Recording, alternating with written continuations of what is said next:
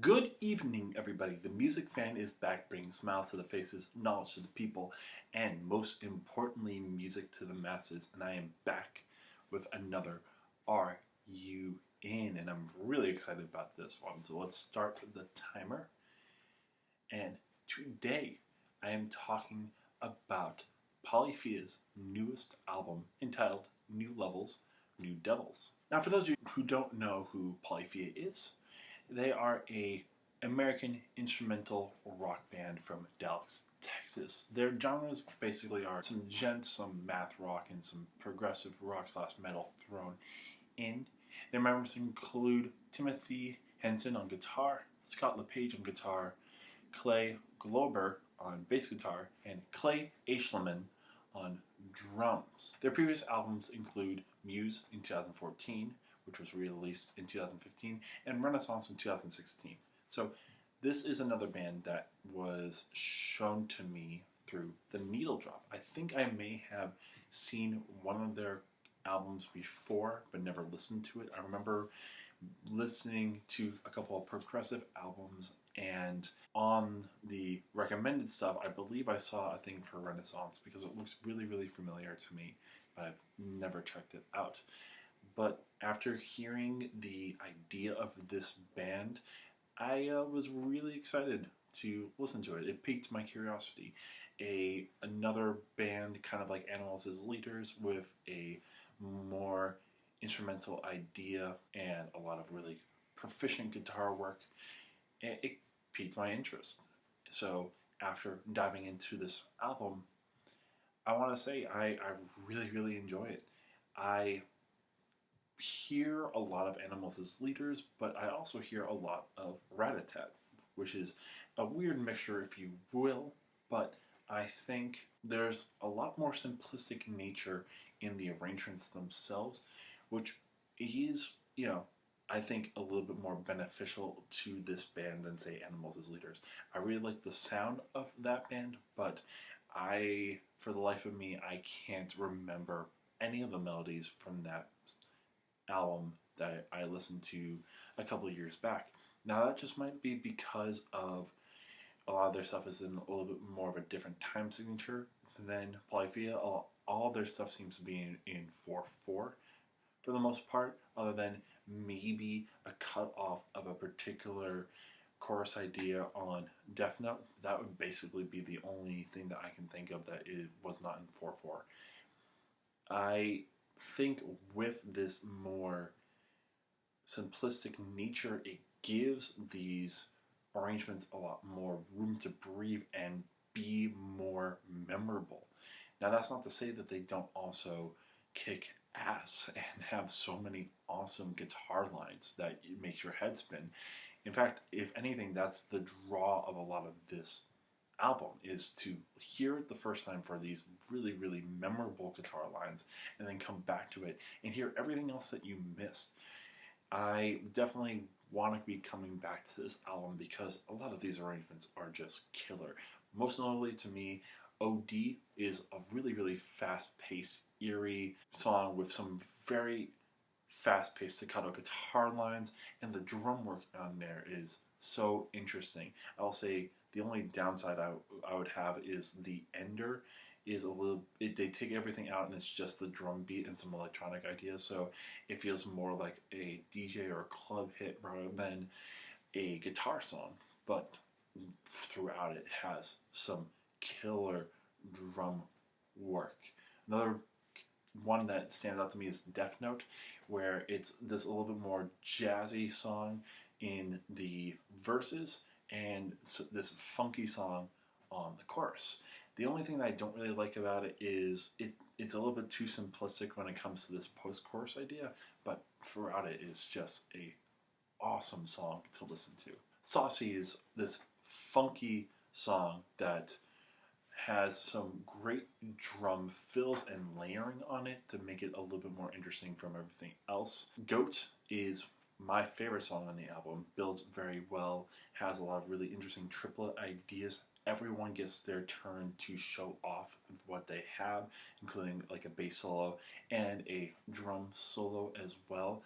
And I just love that feel. It's a little bit slower than OD, but it does have that eerie feel to it as well. Yes is another one of these standout ones to me. Again, I think with all these ones that stand out to me, it's where the drums have a lot of breathing room and actually shows off, other than just a standard beat.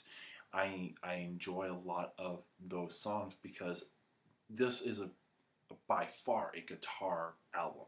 But when you can also have some very interesting drums that you can hone in on, it sounds great. There's also this very jazzy chorus. Now, I will say this is about a 35-minute CD, and I think that's the perfect length with these 10 tracks because it's not that they all sound similar, but it's a little bit hard to listen to a whole entire album of just this, especially when there isn't any vocals other than one song, and to me, it is the worst song, which is so strange. It's a fun one, but I think when you bring in vocals on the 8th song of the CD, after not having any at all, it feels a little bit out of place, and it makes the arrangement a little bit more simplistic because you have to appease to the singer. Most of the time, I'm totally fine with having singers on a CD, but when you have this, it feels just weird and out of place.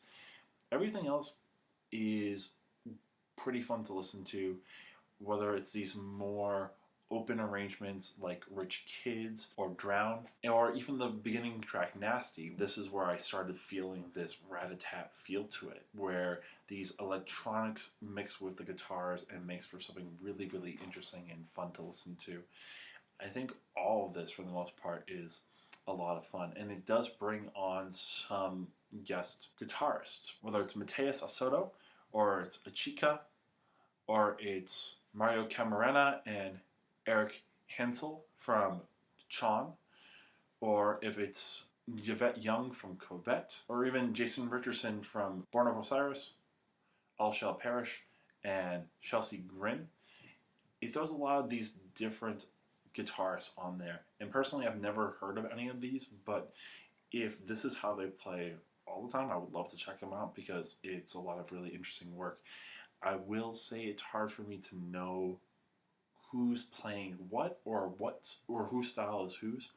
So these names don't really mean much to me, but I think overall it's a really fun album. If you like the idea of animals as leaders and want something a little bit more simplistic and something that you can hold on to, or if you like the idea of this rat-a-tat or that type of feel with this electronic field of also using guitars and you want a little bit more in your proficiency, I think this is the album to listen to. It's my favorite instrumental album so far this year, and I definitely can see this in my top 20 or even my top 10. It's that much fun.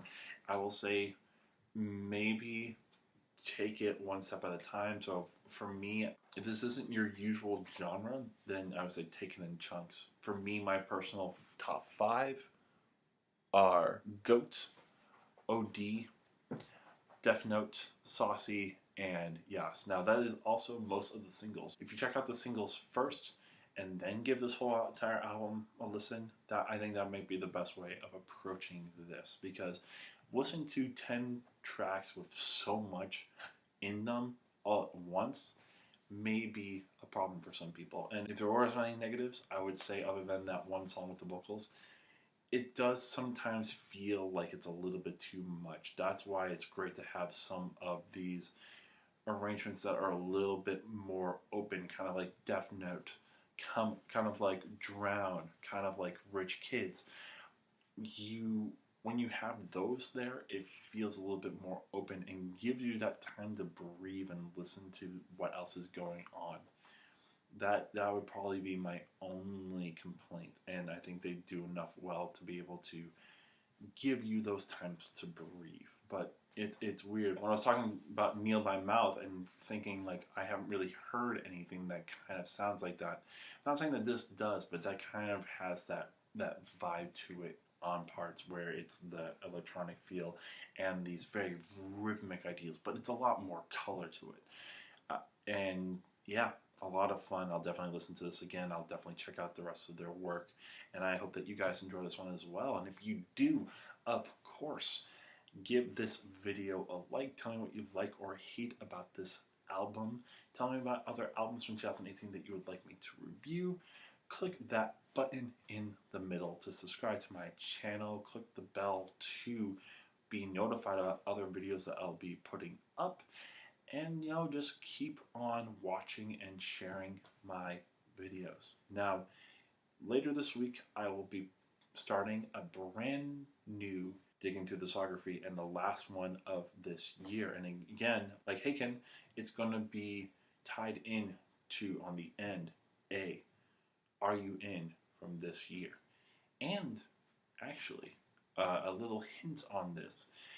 This particular band, I talked about one of their albums for one of my first Are You In from many years ago. So that's going to give you a hint on who I'm going to be talking about. But if you don't know, you'll find out this weekend. Until then, this is The Music Fan, and I am signing off.